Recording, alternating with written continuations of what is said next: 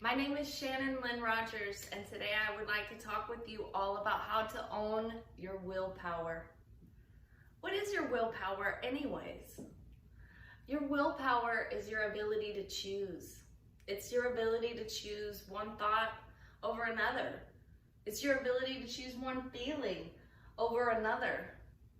And the one message I want you all to take from this presentation is that you always have a choice. See, I'd like to teach you all a little bit about the power of your mind and how to own your willpower through the power of your mind. This is a little diagram that I want to use to talk about the science of our mind. Our mind has the choosing part. This is the tip of the iceberg, okay? Now, this part does all of the choosing in our mind. It chose whatever outfit you're wearing today, whatever relationships that you have, the color car you're driving. Our choosing mind is the chooser. And interesting enough, this part actually programs this part. This part is the subconscious, and it does none of the choosing, and it does all of the reacting, all of the reflexing. A perfect example of a subconscious reflex is a sneeze or even an orgasm. Our bodily functions are all controlled by our subconscious mind reflexively. You know, as you go to sleep at night, you don't have to think about breathing or keeping your heart pumping. I mean, how much do we consciously have to do with what our liver or our gallbladder is actually doing in our body for us? It's really quite miraculous once you start really activating the power of your mind and body and realizing all of the things that your body is really doing for you. There's a lot of gratitude that comes with that. And there's a lot of things that I'm finding in our society that we take for granted that are happening in our physical body.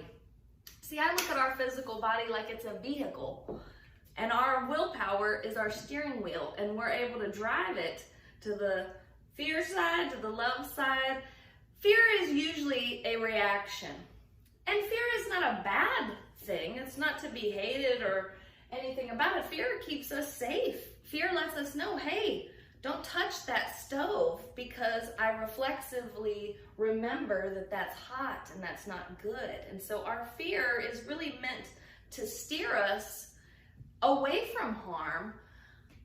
However, it's incomplete if we're not activating the power of our will. Because what's going on in this reactive pattern so often in my private practice, see, I help people in my private practice, help them overcome past traumas, and I help them own their power to regain back the driver's seat of their life and their health of their body and relationships.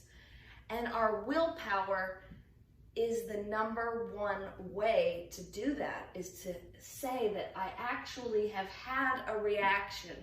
I've had a reactive reflex. Maybe it's a physical symptom in your body. Maybe it's an emotion that keeps coming up for you. And when those things happen, we have an opportunity in the present moment to activate our willpower and choose a different thought and a different emotion.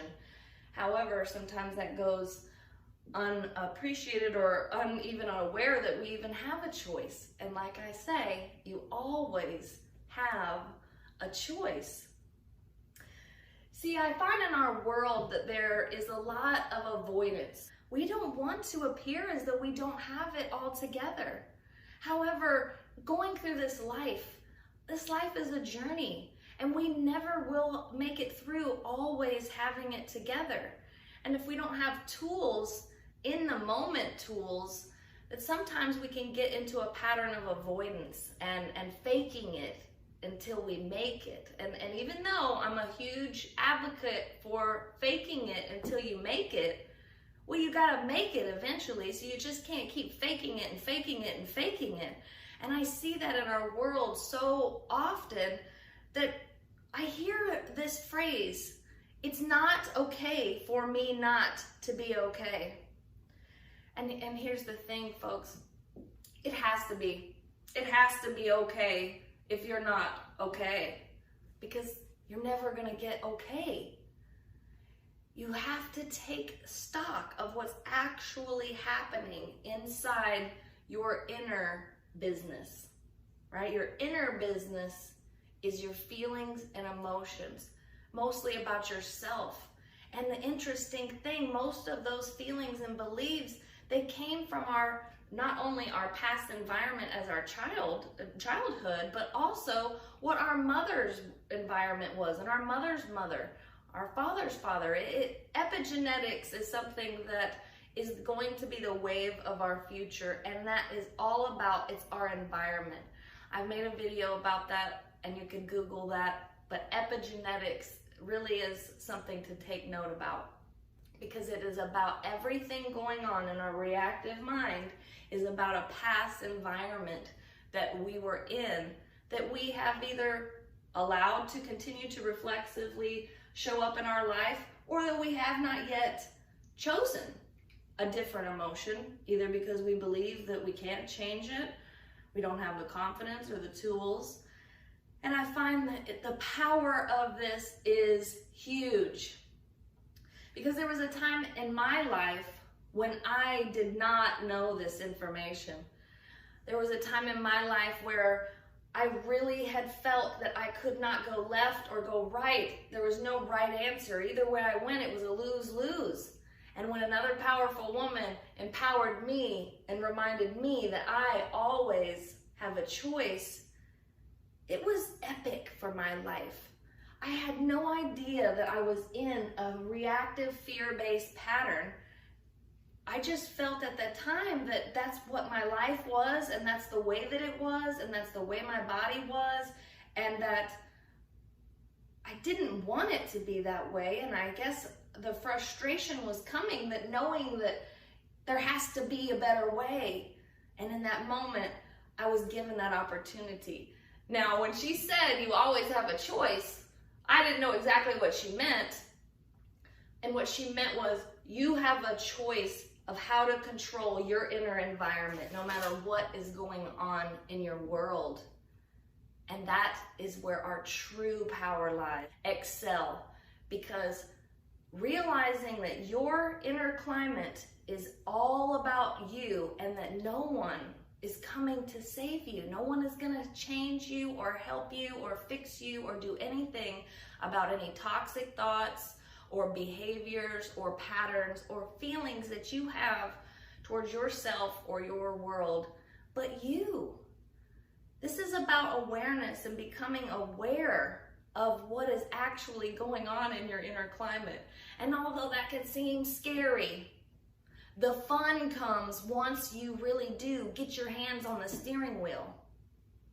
So I want to give you all some fun tips of how to go through this reactive fear-based pattern that could be showing up in your life, in your body, in your business, in your relationships. So here we go. I'm going to give you all a 3-step process that I find so effective in the moment, that could seem a little simple, but once you go through it and you realize the power of it, and that all along the power is within you, you will soar. So the 3-step process goes like this. We're in the moment, something goes awry. Your body, your miraculous mystery machine, lets you know when you're in a reactive pattern. All of the symptoms in our body. Maybe it's not feeling enough. Maybe it's when you're getting ready in the morning that there's a part of your body that you've been hating and self-sabotaging, and it doesn't feel good. It doesn't make you feel good. It doesn't make you feel empowered. And so I'm constantly having this dialogue with myself and my body where I'm saying, would I choose to feel this all day long? This is something that's going on inside of me. Would I choose to feel this? And if it's not an emotion that I would choose to feel, or an experience that I would choose to feel, just actually getting it outside of me and holding it in my hand and saying, would I choose this? It already begins to shift it, because it's not within you anymore. It's here. And when we decide to make a change, when we change anything up from a reaction, even just the pause of acknowledgement of acknowledging that in the present moment, I am aware of how I'm feeling and the thoughts that I'm thinking. I'm aware of those things. That power is huge. That's step one. Once you have that part done and you know what you got, and then I want you to breathe. Because usually it's kind of difficult to breathe when you're in a reactive pattern. And so breathing is huge. It can seem so simple because we're constantly doing it. But like I said before, your breathing is controlled by your reactive mind. And so if you're in a reactive fear-based pattern, your breathing will become shallow. We won't take in enough oxygen. The health of our body begins to suffer. And so step two is when you're in this moment, you know what you got, and then you want to breathe. 3 deep breaths.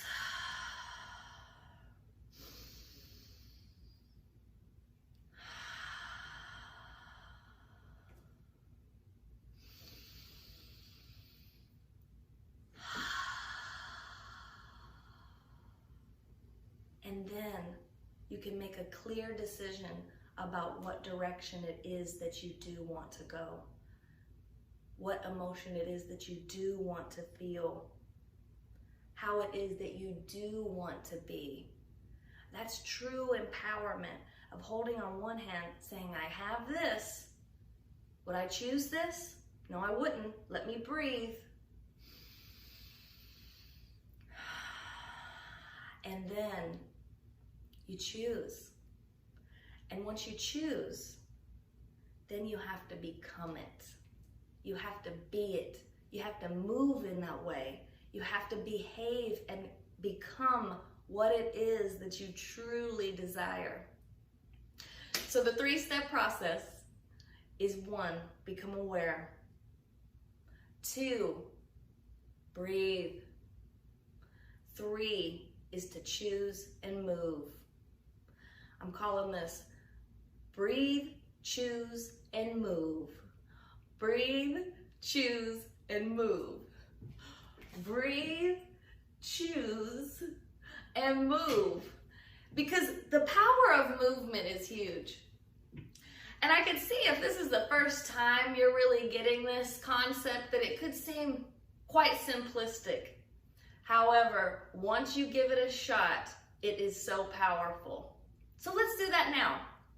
Do that with me here. Connect to something in your life that causes you to feel fear. Connect to something right now, a person that causes you to feel negativity and fear, and just sit with that for a moment. Just allow that to come up from the surface. It's there. And as it's there, feel what happens in your body. Feel how your body reacts. How your body reacts that just the thought of this situation or this person causes your body to have a physical reaction. See, what we focus on grows. And so if we keep reflexively reacting in a fear-based way, then we're just creating more of it. So now that we're here, we're sitting with it, it's here, good job. Now let's breathe.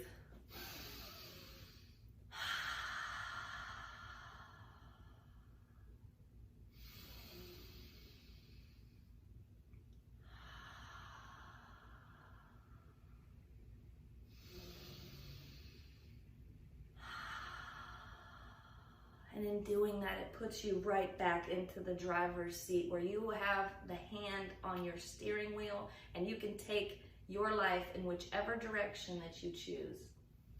I'm going to show you another breath technique that goes in there. Dr. Huberman is a neuroscientist professor at Stanford University, and he has many riveting talks about how to hack your brain and how to do that through the power of your breath.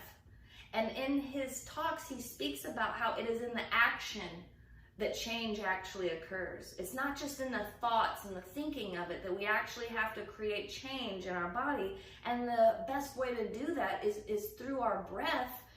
When we are in a reactive pattern, that's movement. That is actually, it's an inner movement. It doesn't always have to be an outward movement. We always are so often looking to others to fulfill us or to give us happiness or to show us what it is that we really need, when honestly that doesn't ever fully fill our tank if we are, the majority of us is reflexively reacting in a fear-based way. That there has to go a little deeper than the thoughts. And so in his amazing talks, he gives another example of a quick breath technique in which you do one short breath and then one long breath. And so that goes like this.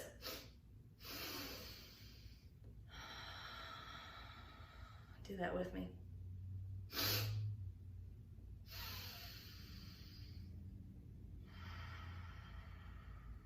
One more time.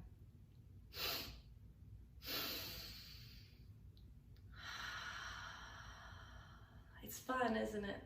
It's fun to realize the power of your breath and that you really can shift this inner environment that's going on with you. And then now you gotta move. You gotta become it. Now, what does that actually mean? So let's say that you're in a fear reaction. You're in a fear-based pattern and you catch yourself. Your body's responding. You notice that you don't feel good. You catch yourself and you say, oh, what is it that I'm feeling right now? Oh, I'm feeling fear. I'm feeling fear about this presentation that I need to give. Well, would I ever choose to feel fear about that? Absolutely not. I would never choose. So I'm going to breathe. And I would choose to feel powerful. I would choose to feel empowered. Now that I've made that decision, the change is already happening on a molecular structure. Huge shifts are already happening as you're rewiring your brain, just in those little subtle movements. But now when you have decided that what it is that you want to feel, and you want to feel powerful, and you want to feel empowered, now you say, I am empowered. And you take an empowered stance. There's so many neuro-linguistic tools that you can use in this moment to become it. But the most fun that I use with this is snaps. If I catch myself and I'm in a reactive pattern and my car is driven over to the fear side of the road and my car is reacting and driving off the road, and I breathe, would I choose this? No, I would choose to feel this. And when I do that, I snap. And in snapping, it really breaks up the energy. Maybe if it's just one snap. Some of these things you can't necessarily do while you're involved in a conversation, but you can go to the bathroom. Snapping breaks up that fear-based reaction pattern while you are actually claiming and you're choosing mind that I now am no longer disempowered. I now am empowered. And as I'm empowered, I can go outside and look at the trees. You know, nature is there for us to pull from. Nature is always there exhibiting love energy for us. You know, you can go to the trees and see how powerful they are. We've had a hurricane that is coming through our town, and that is a powerful storm. And you can align with these things that are powerful, and you can pull them into your experience just through your imagination. Even if you're in a place where nature isn't necessarily available to you, in your conscious mind, just choosing to bring your awareness out of that fear reactive pattern into a love-based pattern, it's huge.